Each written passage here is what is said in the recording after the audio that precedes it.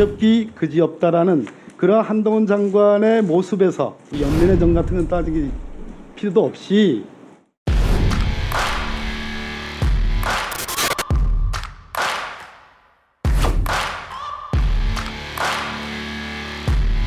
유창훈 판사가 영장 기각한 거에 대해서 우리 한동훈 장관은 어떻게 생각하십니까? 그러면 그 방대한 양의 기록을 영장 전담 판사가 하루 동안에 보고 결정을 내렸다. 그러면 부실한 결정이라고 판단하는 거예요? 영장 재판의 본질이 그렇습니다. 그렇기 때문에 거기에 대해서 게다가 이것은 죄가 인정된다고 하더라도 어떤 방향으로 기속되는 것은 아니고 죄가 인정되더라도 여기서 유창헌 판사도 얘기했다시피 위증죄는 인정된다는 취지 아니었습니까? 그러면 인정된다 하더라도 기각할 수 있는 무제한의 재량이 있는 겁니다. 거기에 대해서 저는 그 판단은 존중하고 다만 이게 수사 과정일 뿐이고 중간 과정일 뿐입니다. 본 재판에서 결정될 거라고 생각합니다. PPT 한번 보시죠. 지금 방금 전에 김의겸 의원 질의에 장관께서 증거를 하나하나 거시하는 것은 적정하지 않다. 여기서는 그렇지 않다는 말씀입니다. 체포 동의안을 설명하는 당시에서는 당연히 할 수 있는 겁니다. 할 수 있는 겁니까? 그게 할 수 있다는 근거가 과연 있는지 한번 봅시다. PPT 한번 보시죠. 지금 말씀하신 것처럼 체포 동의안은 말 그대로 헌법상의 국회의원이 갖는 불체포 특권을 극복해서 판사가 정한 영장실질심사 기일에 당의 피의자가 출두하게 하는 것을 목적으로 하는 거 맞죠? 불체포 특권이 있기 때문에 그것에 대해서 설명할 기회를 부여하는 면도 있다고 생각합니다. 그날 체포동의안 많은 야당 의원들의 항의 속에서 끝까지 고집하시고 발언한 소위 증거관계에 대한 설명입니다. 후원금 내용, 거래 내역, 김인섭의 지인 2명의 진술, 김인섭, 유동규 등 측근들의 일관된 진술 제가 등 당시에 방해로 제대로 끝까지 말을 못했습니다. 끝까지 좀 들어보세요. 제 말씀 질문 다 하면 답을 하세요. 이렇게 성급히하지 마시고. 자, 그 다음 내용 보시죠. 제가 준비해온 내용은 범죄 혐의 내용을 설명하는 것과 자 여기까지 좋습니다. 그런데 이 범죄 혐의를 뒷받침하는 상세한 증거 내용들의 일부였습니다. 이렇게 해서 증거를 설명하셨습니다. 맞죠?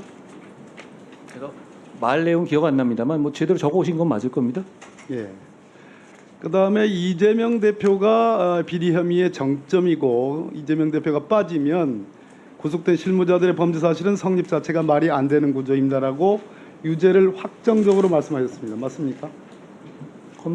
검찰이 야당 대표를 구속하겠다는 취지인데 저 정도 자신도 없어도 되겠습니까? 확신했다는 얘기잖아요. 검찰 네. 입장이 저겁니다. 저는 검찰 입장을 대신 말씀드린 것입니다. 자, 표현 중에 아까 우리 권칠승 의원께서 뭐 4만자 중에 한 3만자 이상을 한동훈 장관께서 그동안 체포동의안 설명에 소화했다 이렇게 했는데요. 상식적으로 그게 가능하겠습니까? 판사한테도 검사가 이번에 영장 청구해서 발부받기 위해서 설명할 때 상식으로 설명했습니까? 증거로 설명하지 않고 지금 한동훈 장관처럼 그냥 발꼬리 잡으시네요.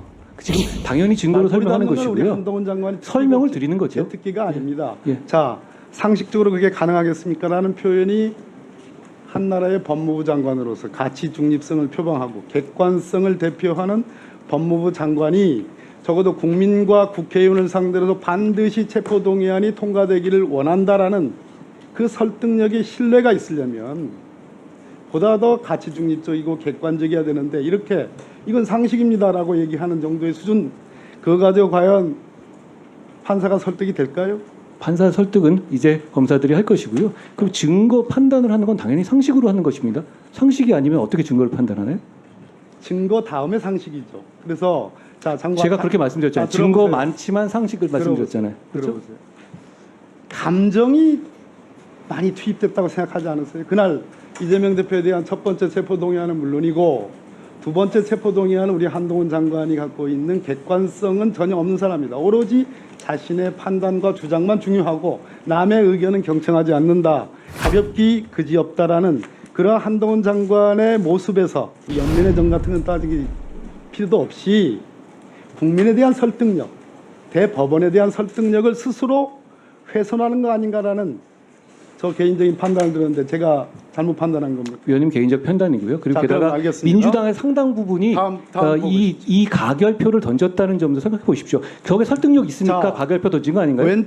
왼쪽 PPT는요. 왼쪽 장면은 대통령이 국회에 보낸 체포동의안이고요. 오른쪽 거는 서울중앙지법 영장전담판사 유창훈 판사가 보낸 한 장짜리 체포동의 요구서입니다. 여기에 첨부된 것은 범죄 사실의 요지에서 별지 구속영장 청구서 기재와 같다 이렇게 되어 있습니다. 한동훈 장관님, 검찰이 영장을 청구하면서 별지 구속영장 청구서에 한동훈 장관께서 설명하신 그 증거 관계의 하나하나가 들어가 있습니까?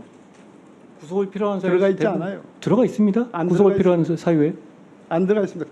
제가 아까 그래서 일부러 그 부분을 집어넣은 거예요. 아까 상식 말한 그 아닙니다. 말꼬리 말씀하시는 아닙니다. 거예요? 아까 대부분 들어가 있습니다. 계좌 추정 내역, 누구의 진술, 누구의 진술, 누구의 진술 이런 부분은 들어가 있지 않아요.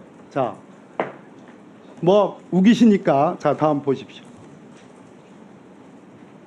한동훈 장관께서 국회 체포동의안을 설명할 때 근거로 삼는 게 국회법 제93조입니다. 안건 심의조항. 위원회의 심사를 거치지 아니한 안건에 해당하죠. 한동훈 장관은 이때 국회의원들을 상대로 체포동의안을 설명할 때 검사로서 설명합니까? 아니면 검사의 무엇으로 설명합니까? 검찰의 입장을 대변해서 그 취지를 설명하는 겁니다. 왜냐하면 자, 예. 그러면 법무부 장관은 검찰 사무의 최고 감독자 그 입장으로서 대변하는 거죠. 지금 이 상황에서는 들어보세요.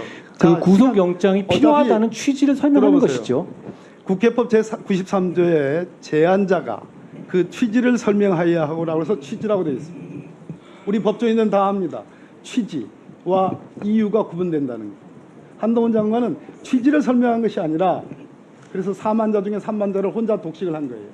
취지를 설명한 것이 아니라 소위 우리가 말하는 청구 취지, 청구 이유 할 때의 그 이유 정도가 아니라 그것을 몇 배나 뛰어넘는 심지어 본인의 태도 증거, 감정 증거, 이재명 당대표를 하나의 단순한 피의자로서 설명하는 것이 아니라 정적, 한 정파의 선봉장처럼 감정이입을 해서 설명을 했다는 것의 제 핵심입니다. 이것은 국회법 그 위원님 의견이십니다.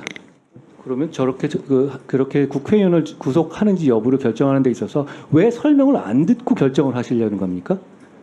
구체적인 증거라든가 혐의 내용이 뭐고 검찰이 어떤 입장을 갖고 있는지 잘 들어야 되지 않겠습니까?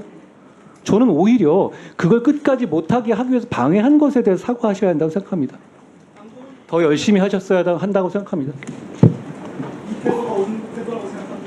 자, 태도 하시는 거예요. 박근혜 서로 간의 입장이 의원님. 있는 거예요. 예. 잠깐 정리하십시오. 자, 유상봉 의원님. 마지막 인사였습니다.